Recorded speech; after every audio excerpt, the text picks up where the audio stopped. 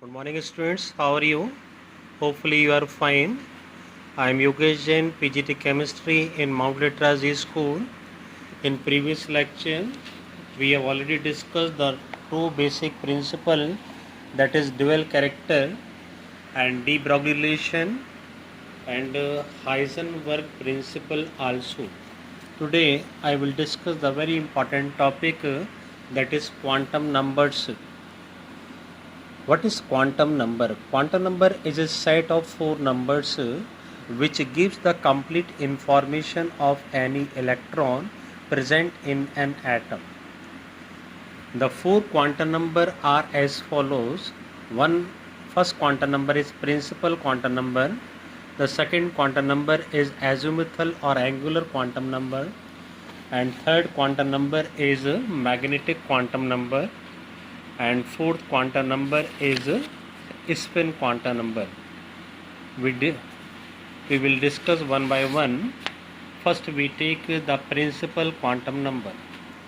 With the help of principal quantum number, we can easily understood the shell of any electron. This is principal quantum number. N equal to 1 for K shell, N equal to 2 for L shell, N is equal to 3 for M shell, and so on. So, if we know the principal quantum number value, we can easily understood the shell or orbit of any electron. If the principal quantum number is known, we can easily calculate the average distance of electron from the nucleus. And third information, we can easily calculate the energy of shell or electron with the help of Bohr's formula. And fourth one is we can easily calculate the maximum number of electron in any shell with the help of 2n square formula. For example, first shell. For first shell n is equal to 1, so 2 into 1 square equal to 2. Similarly, for second shell, the number of electrons 2 into 2 square equal to 4 into 8, 2 equal to 8. It means in second shell the number of maximum electrons are 8. Similarly, for third shell, 3 square 9 into 2 equal to 18. The number of electrons are 18. So with the help of principal quantum number, we can easily understood the shell of electron, easily calculate the energy of electron, easily understood the distance of electron from the nucleus, and fourth one is maximum number of electron from any shell. The second quantum number is azimuthal or angular quantum number.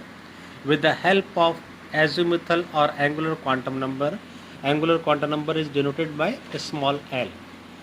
With the help of angular quantum number, we can easily understood the number of subshells in any shell. For example, first shell, that is K shell. The value of L varied from L equal to 0 to n minus 1. If the first shell, that is n equal to 1, L can have only one value, that is 0. 0 for S subshell. It means in K shell, only one subshell is present, that is 1s. Similarly, for second shell, that is L shell, n equal to 2, L can have two values, that is L is equal to 0, 0 for S, L is equal to 1 for P. It means the second shell contains two subshell, that is 2s and 2p. Similarly, for third shell, three values, L is equal to 0, 1, 2. It means the third shell is made by three subshell. L is equal to 0 for S subshell, L is equal to 1 for P subshell, L is equal to 2 for D subshell. It means in third shell, 3s, 3p and 3d subshells are present. Similarly, for fourth shell, that is n is equal to 4, L can have four values, L barabar 0, 1, 2, 3. 4 subshells are present, 0 for S, 1 for P, 2 for D and 3 for F.